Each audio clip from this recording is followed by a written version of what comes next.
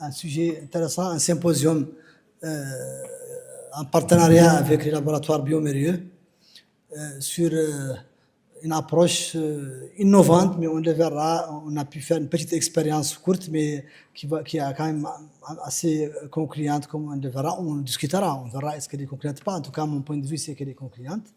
Nous avons l'avantage d'avoir avec nous un expert que nous avons mis exprès comme modérateur de ce symposium. C'est pas anodin, parce que vraiment, c'est le spécialiste dans la question déjà. Et puis, c'est quelqu'un qui a beaucoup expérimenté ces techniques. Donc, évidemment, dans le cadre de cette heure qu'on va avoir ensemble sur ce sujet, il va certainement avoir un apport non négligeable par rapport à ce sujet. Alors, je ne vous apprends rien en disant que les gastro-entérites aiguës constituent un problème de santé publique majeur dans le monde entier, mais en particulier chez nous, et notamment chez les petits nourrissons. C'est la première cause de morbidité et de mortalité chez nous, quand même en Mauritanie. En fait, elle s'arrache la primauté avec les infections respiratoires aiguës. C'est un combat entre les deux perpétuel. Année après année, l'un terrasse l'autre. Mais en tout cas, c'est vraiment toujours pour le moment actuellement un problème, un souci majeur pour nous. Souvent également diagnostiqué uniquement sur la base d'éléments cliniques, signes cliniques d'appel.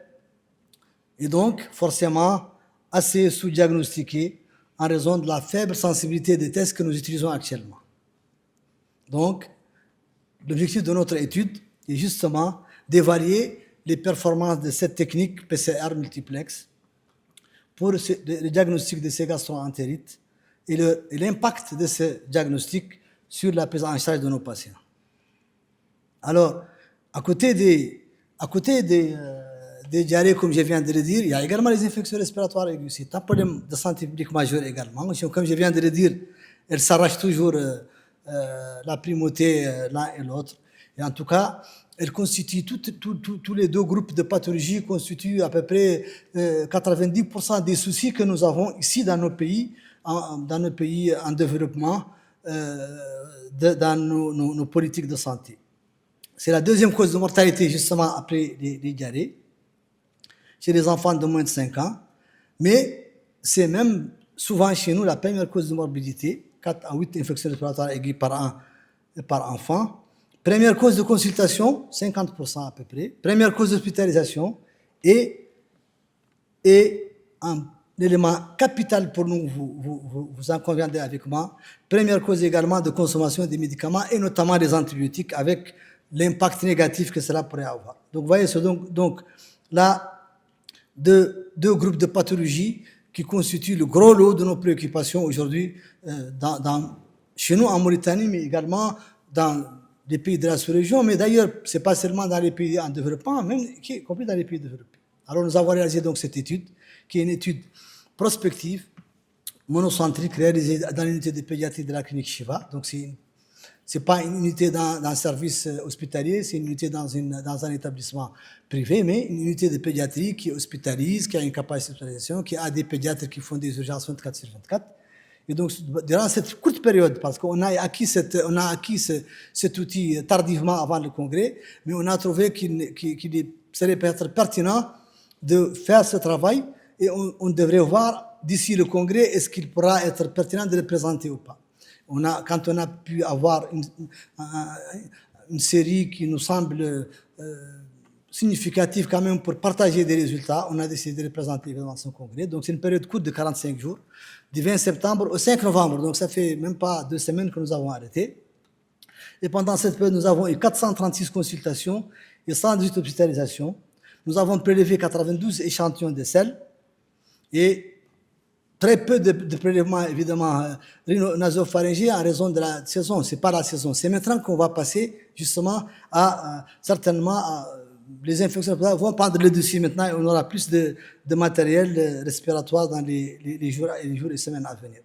Alors, nous avons donc utilisé cette technique PCR multiplex pour analyser ces prélèvements. Donc, c'est une technique BioFire. Il y a donc plusieurs panels. il y a le gastro-intestinal qui est utilisé pour les analyses des selles et qui teste, comme vous le voyez, les principales bactéries responsables de gastro-entérite, et notamment les salmonelles, les yersinia, les Escherichia coli, différents sérotypes, les Shigella, le Clostridium difficile, mais également les virus, les principaux virus que nous rencontrons, le rotavirus, le norovirus, l'adénovirus, l'astrovirus et les sapovirus, et puis également les parasites. Et là, c'est vraiment 99% des parasites que nous rencontrons chez nous, à savoir Anthemeba histolytica, Giardia lamblia, Cryptosporidium et Cyclospora cayetanensis. Donc, et puis nous avons le deuxième que nous avons utilisé également, c'est le panel respiratoire qui teste les principales également bactéries concernées, notamment Bordetella pertussis, Chlamydia pneumoniae et Mycoplasma pneumoniae, et surtout les virus qui nous intéressent le plus parce qu'on le verra, même si nous n'avons qu'un petit nombre que nous avons pu faire jusqu'à présent, ça a été déterminant parce que nous n'avons eu que des virus par rapport à ces prélèvements, donc les adénovirus, les différents sérotypes de coronavirus, l'influenzé, le para-influenzé et surtout les virus respiratoires syncytiels qui, comme vous le savez, c'est le principal dans les bronchiolites qui nous posent de sérieux problèmes pendant cette période. Alors, nous avons eu pendant cette période, surtout, vraiment c'est axé sur les gastro-entérites parce que c'est là où nous avons eu une série acceptable. Nous avons eu 182 cas pendant cette période de gastro-entérite, donc qui représente à peu près 41% des consultations. Nous avons effectué 92 prélèvements de selles, donc 21% de toutes les consultations. Et nous avons examiné 74 parce qu'il y avait 8, je crois que c'était 8 ou 9 qui n'étaient pas valides. Donc le prélèvement a été fait sur une couche déposée sur la paillasse pendant longtemps. On a jugé que le résultat n'était pas fiable, on les a éliminés. Sur ces prélèvements, on a fait 32 coprocultures conventionnelles et 42 PCR BioFire. Alors, qu'est-ce qu'on a eu comme résultat? D'abord, par rapport à l'âge, nous avons 238 qui ont moins de 2 ans, essentiellement des nourrissons, donc c'est l'essentiel, 54,6%, avec des extrêmes de 2 mois, parce qu'on avait un enfant qui a 2 mois et 13 ans, et une légère prédominance féminine de 53%, donc vraiment très léger, pas vraiment significatif. Voilà, donc c'est les 436, nous avons eu 32 cultures, coproculture classique et 42 PCR. Et voilà les résultats. D'abord, les signes d'appel clinique que nous avons rencontrés. La diarrhée, évidemment, 74%. La fièvre, en fait, ça c'est 74%. La fièvre, c'est 53% des patients. Les vomissements, bon, il y a des problèmes, je ne sais pas comment, ça c'est sinissements. Donc, en fait, ces vomissements, il y a une torsion du mot, je ne sais pas pourquoi. Les vomissements, 42%. Des signes d'hydratation chez 37%, un syndrome dysentérique également. Et puis j'ai mis les 3 signes qu'on a rencontrés chez les 6 cas d'infection respiratoire que nous avons colligés. Alors les résultats des examens microbiologiques, sur la coproculture conventionnelle, on avait donc eu un taux de positivité de 40,6%, parce qu'il y avait 13 positifs sur les 32. Et sur la PCR, on avait 35 positifs sur les 42, soit 83,3% de taux de positivité. Nous avons rencontré essentiellement évidemment des Escherichia coli, surtout les entéropathogènes 8, les entérotoxigènes 6, les Shigella, les entéroagrégatifs. Nous avons eu sur les virus, nous avons eu beaucoup de virus, 5 norovirus, 3 sapovirus et un astrovirus. Et nous avons eu 10 cryptosporidium, 3 Giardia, 2 Anthemeba et 2 Escherichia coli avec les parasites comme co-infection. Donc voilà, sur les 42 analyses, nous avons retrouvé globalement 82 agents, incluant les co-infections, parce qu'il y avait pas mal de co-infections comme on le verra. Et donc cette PCR nous a permis d'identifier une large gamme d'agents, aussi bien bactéries que virus que parasites, ce que la coproculture ne pouvait pas nous faire avant. Et puis, évidemment, la présence élevée des déshydratations, parce qu'il y avait quand même 50% qui étaient déshydratés, justifie évidemment pour nous la recherche d'un diagnostic rapide pour prendre en charge rapidement, pour ne pas souffrir de retard de prise en charge des enfants. Comme vous le savez, les petits nourrissons, ils se déshydratent. Et si on ne les prend pas en charge rapidement, si on hésite un peu, ça risque de décompenser rapidement et de se compliquer. Alors, pour les co-infections, nous avons au total 17 cas de co-infection, donc avec un taux de co-infection de 40%, essentiellement les Escherichia coli, les différents sérotypes. Donc, on avait 9 cas de co-infection de Escherichia coli, différents sérotypes. Nous avions eu 6 cas de co-infection avec le Cryptosporidium et 2 cas avec le sapovirus. Donc, comme vous le savez très bien, les co-infections sont quasi impossibles à diagnostiquer dans les coprocultures conventionnelles.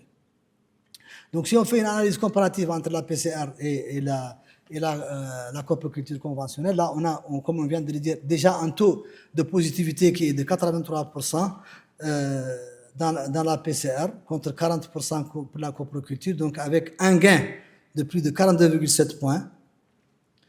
Donc, il y a également la diversité des pathogènes. Au niveau de la coproculture, on a eu 3 pathogènes détectables. Au niveau de la PCR Filmipré, il y avait plus de 15. Et puis, la détection des co-infections dans 40% des cas également. Nous avons un taux de positivité, comme on vient de comparer, de 40,6 versus 83,3%, avec donc un rendement diagnostique suffisamment significatif pour la PCR, avec donc qui détecte 2,05 fois plus de cas positifs que la culture, avec les calculs statistiques. Et donc, l'impact statistiquement est visible sur le diagnostic des gastroentérites chez l'enfant par rapport de cette technique de PCR. Alors, pour les infections respiratoires, comme je l'ai dit, on n'avait eu que 6 cas. C'est vrai que ce n'est pas la saison, ça ne fait que commencer, mais on a eu 6 cas, on les a quand même analysés. Ils étaient positifs à 100% et c'était des virus à 100%. Donc, on n'a eu que des virus, même si c'est un petit nombre, c'est quand même important. On n'a eu que des virus, donc 4 virus respiratoires syncytiales, 2 coronavirus, 1 rhinovirus et 1 co-infection coronavirus, rhinovirus. Et donc, important, j'ai mis en rouge, aucun enfant parmi ces 6 n'a été mis sous antibiotiques. Alors que je sais que si je n'avais pas cette PCR, il y en aura au moins 1 ou 2, ou peut-être 3, qui auraient été mis sous antibiotiques parce que, bon, on dit il a fièvre depuis 3 jours, il tousse, et des fois, même comme vous le savez, tant que moi, on nous force des fois la main par la famille pour mettre des antibiotiques parce que les parents pensent que c'est l'antibiotique qui a, si vous voulez, la baguette magique pour faire tout de suite arrêter la symptomatologie, même s'il s'agit. Et là, aucun enfant n'a été mis sous antibiotiques parce qu'ils sont venus pendant les premiers jours, les premières heures, voire les premiers jours de symptomatologie. Donc, évidemment, même si ce n'est que 6 cas, sur ces 6 cas quand même, l'intérêt peut déjà paraître, en faisant abstraction évidemment de la dimension de la série. Ce n'est pas une série, c'est 6 cas. Mais quand même, sur ces 6 cas, il y a un impact quand même qui n'est pas négligeable pour ces 6 enfants. Alors donc, vous le savez comme moi, la PCR est devenue depuis quelque temps la méthode de référence, et en particulier pour l'identification des germes difficilement cultivables. Il y en a, comme vous le savez. Plusieurs études l'ont étudié. Moi, j'en ai choisi 2. J'en ai beaucoup, mais j'en ai choisi 2 pour illustrer. Il y a une étude qui a été faite, multicentrique, qui a été faite en Europe par plusieurs pays européens, de l'Europe du Nord en particulier, qui a concerné 709 patients, et dont les résultats ça rapproche beaucoup de ce que nous avons trouvé dans notre petite série. Donc, il y avait 709 patients, il y avait 37,6% de mono-infectés, 16,4% de co-infectés, nous on avait 20%. Et les résultats de ce travail ont mis en évidence sur toutes les tranches d'âge la prépondérance également d'Escherichia coli entéropathogène, suivi du norovirus, comme également dans notre petite courte série qu'on a. Il y a une deuxième série qui a été présentée en 2018 dans les Journées nationales d'infectiologie à Nantes, qui est également la même chose. Et d'ailleurs, elle a justement identifié des germes qui ne sont généralement pas recherchés dans les techniques conventionnelles, comme justement les sapovirus, comme les Escherichia coli entéro-agrégative, etc. Donc c'est également une valeur ajoutée de cette technique qui permet déjà d'identifier des germes qui ne sont classiquement pas recherchés dans les techniques classiques conventionnelles. Et là également, pour les co-infections, ça rejoint exactement ce qu'on a. Tout est mélangé. Les différents sérotypes de Escherichia coli, mais également le portage sain que vous savez déjà qu'on peut avoir des fois avec certains parasites, et également la co-infection Escherichia coli virus, et notamment le norovirus qui est le virus le plus rencontré dans ces PCR.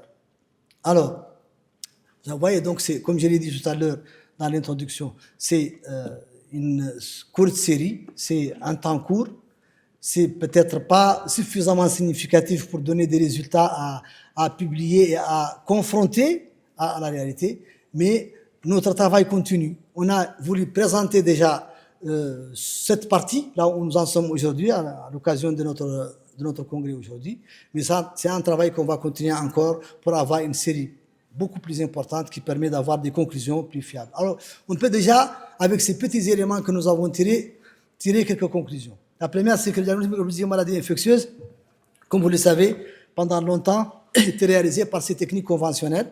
Et je ne sais pas si vous êtes comment, mais moi, il y a fait longtemps que pratiquement, je n'utilise plus, par exemple, la coproculture. C'est vrai qu'à un moment donné, on est lassé, on s'est dit, est-ce que ça vaut le coup de continuer à la faire ou pas?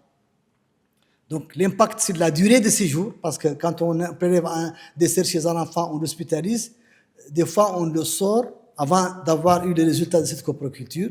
Et donc, est-ce que le résultat va s'accompagner d'une nouvelle prescription ou pas? Souvent, pas du tout. L'analyse syndromique, quant à elle, celle que nous avons, permet de rechercher en un seul test l'ensemble, tous les agents infectieux pathogènes, habituellement ensemble d'infections, que ce soit dans les infections digestives ou dans les infections respiratoires ou dans les infections neuroméningées, parce que nous avons également le panel du liquide céphalorachidien que nous avons utilisé à 2 reprises. Nous avons fait deux analyses. Sur les 2 analyses, nous avons un pneumocoque. Et nous avons un pneumocoque avec un liquide qui était purulent. Et nous avons eu le résultat de la PCR avant d'avoir le résultat de la cytologie et de la biochimie. Donc, c'était le premier résultat qu'on avait normalement dans les méningites. Donc, on savait dire qu'on avait un pneumocoque avant d'avoir la cytologie. Évidemment, quand on a eu la cytologie et la biochimie, ça nous réconfortait parce qu'il y avait vraiment une méningite purulente. Et puis, on a pu démarrer le traitement 1 heure de temps après avoir suspecté le diagnostic de méningite chez ce patient. Donc, ça, c'est un test rapide qui permet de poser très précocement le diagnostic. Le résultat est obtenu au bout d'1 heure de temps. Donc, c'est vraiment un atout extraordinaire. Donc, c'est une approche qui introduit une nouvelle technologie qui est vraiment performante et qui permet également de faire la distinction entre les atteintes virales, les atteintes bactériennes, les atteintes parasitaires. Et ça permet tout de suite de mettre en place un traitement bien ciblé et bien spécifique. Alors, cette approche, évidemment, répond à un besoin clinique croissant chez nous. Hein. Donc, je pense que, en tout cas, pour nos besoins, vraiment, moi, je trouve qu'elle répond vraiment bien, permet un gain de temps considérable dans la recherche des étiologies infectieuses et donc une mise en place d'une stratégie thérapeutique rapide et efficace. Et elle prend surtout son ampleur lors de certaines pathologies urgentes, comme on vient de le dire dans les méningites, par exemple, dans lesquelles on a une décision urgente à prendre. Et on a un germe, mais bon, peut-être que plus tard, on verra quand on nous essaiera de mettre en place son apport dans la recherche de résistance. Son peut-être point faible, c'est le manque d'antibiogrammes, c'est vrai. Mais si on sait déjà qu'on a un germe et on a identifié les germes, on va mettre tout de suite notre stratégie thérapeutique sans tarder, et ce gain de temps est vraiment considérable et important. Alors, donc c'est un saut technologique pour moi. Donc, simplification du process, une seule étape. Tout de suite, une seule étape vraiment, et dans 1 heure, on a le résultat, alors que pour la conventionnelle, il y a plusieurs étapes qui s'ajoutent l'une après l'autre. Diversité des pathogènes détectés, donc à une seule analyse, avec une sensibilité très importante qui dépasse les 90%, une spécificité qui dépasse les 87%, un panel très adapté vraiment au diagnostic de gastro-entérite, en particulier en pédiatrie. Donc, répond, comme je l'ai dit dans l'introduction, à une spécificité des besoins que l'on a par rapport aux enfants et la rapidité. Un test dont le résultat est obtenu au bout d'une heure de temps. Évidemment, un impact clinique pour le patient, délai de rendu écourté. Donc, le malade, déjà, en consultation, en observation, on a les résultats. Donc, on n'a même pas besoin de peut-être de l'hospitaliser si on voit qu'il n'est pas déshydraté, qu'il a une gastro-entérite à rotavirus, un virus qui nécessite un traitement symptomatique à mettre en place. Ou bien un VRS, peut-être, qui n'a pas besoin, comme je l'ai dit.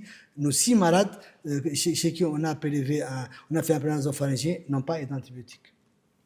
Une proportion d'enfants également sortant avec un résultat définitif, donc il ne va pas sortir et puis revenir, peut-être même pas revenir, mais les résultats ressortent après leur sortie. Et donc, un traitement également anti-infectieux ciblé. Faut-il ou pas mettre l'antibiothérapie? Quelle antibiothérapie qu'il faut mettre? Parce que si on a déjà identifié les germes, même si on n'a pas d'antibiogramme, on sait à peu près quel est l'antibiotique qui répond à ce spectre-là en particulier. Donc vraiment, les atouts que ça apporte, aussi bien en matière de gain du temps, mais en matière également d'avantages ajoutés par rapport à la clarté de la situation clinique qui est devant nous, qui va nous aider à mettre en place une stratégie thérapeutique vraiment bien adaptée. Voilà, je vous remercie pour votre attention.